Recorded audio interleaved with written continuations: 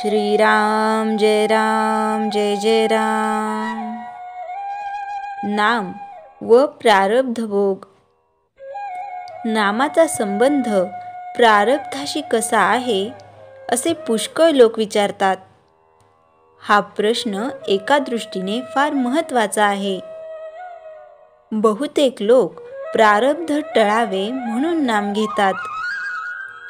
देहाचे सुखदुःख हे माझेच सुखदुःख आहे, किंबहुना देह सुखी तर मी सुखी आणि देह दुःखी तर मी दुःखी, अशी सामान्य मनुष्याची अवस्था असते।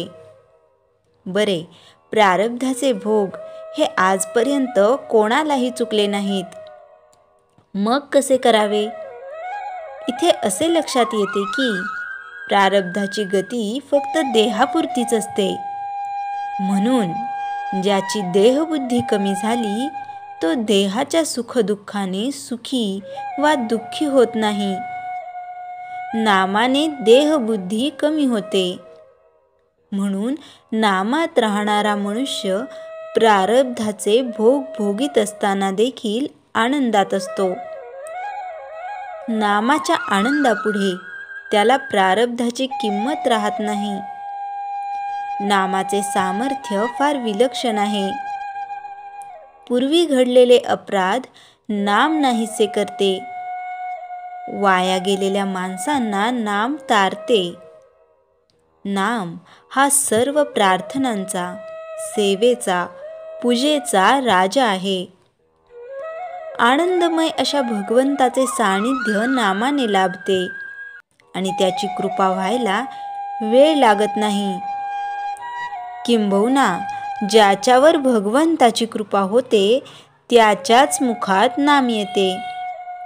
सर्व काळी, सर्व ठिकाणी, सर्व अवस्थांमध्ये कोणालाही करता येण्यासारखे नाम हेच एक साधन आहे। नामाला उपाधी अत्यंत कमी असल्याने निरुपाधिक भगवंताशी नाते जोडायला नामासारखे साधन नाही। खरोखर किती प्रकारांनी तुम्हाला मी सांगू? अखंड नामात राहणे यालाच मोक्ष म्हणतात। अखंड नामात जगणे यालाच पराभक्ती म्हणतात। जो नामात अखंड गुंतला त्यालाच संत म्हणतात। नामात प्रेम येणे ही संतांची खरी खूणच आहे। तेव्हा माझे एवढे ऐका, नामाला कदापिही विसरू नका। प्रारब्धाच्या भोगांना न कंटाळता भगवंताने ज्या स्थितीत आपल्याला ठेवले असेल त्यामध्ये समाधान माना, पण केव्हाही त्याच्या नामाला विसरू नका। नामाने पापी माणसे पुण्यवान बनतात। देहबुद्धी कमी होणे हेच पुण्य होय आणि ते नामाने प्राप्त होते। नामाने कलीची सत्ता नाहीशी होते। वाईट किंवा विषयाच्या वासनेने बुद्धी भ्रष्ट करणे हेच कलीचे मुख्य लक्षण होय। त्याच्या मुळावर घाव घालण्याचे काम नाम घेतल्याने होते। म्हणून नामधारकाला कलीची बाधा नाही आणि प्रारब्धाची क्षिती नाही। नामाने पुण्य शरीर बनते।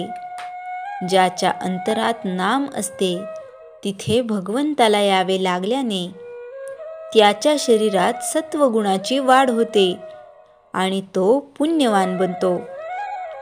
देह प्रारब्धावर टाकून आणि आपण त्याहून निराळे राहून जे होईल त्यात आनंद मानावा।